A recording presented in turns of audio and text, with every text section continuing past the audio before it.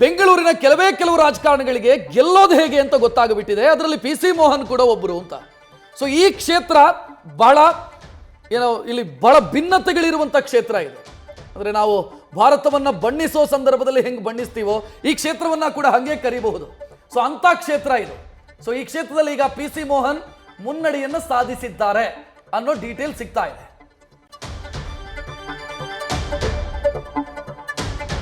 ಶತಕದ ಗಡಿಯನ್ನ ದಾಟಿ ಮುನ್ನುಗ್ತಾ ಇದೆ ಕಮಲ ಪಡೆ. ಓವರ್ ಆಲ್ ಟ್ಯಾಲಿಯನ್ನ ಗಮನಿಸ್ತಾ ಇದ್ದೀರಿ. 543 ಲೋಕಸಭಾ ಕ್ಷೇತ್ರಗಳ ಪೈಕಿ ಸದ್ಯಕ್ಕೆ 185 ಕ್ಷೇತ್ರಗಳಿಗೆ ಸಂಬಂಧಪಟ್ಟ ಹಾಗೆ ಆರಂಭಿಕ ಲೀಡ್ ನ ಅಪ್ಡೇಟ್ ಲಭ್ಯವಾಗ್ತಾ ಇದೆ.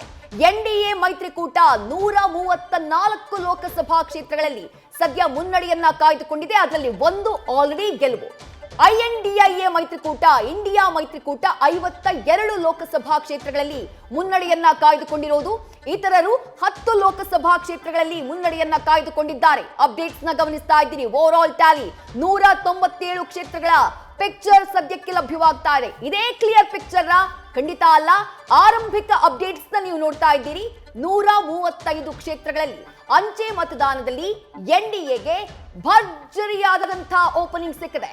ಶತಕದ ಗಡಿಯನ್ನ ದಾಟಿ ಮುನ್ನುಗ್ತಾ ಇದೆ ಕಮಲ ಪಡೆ.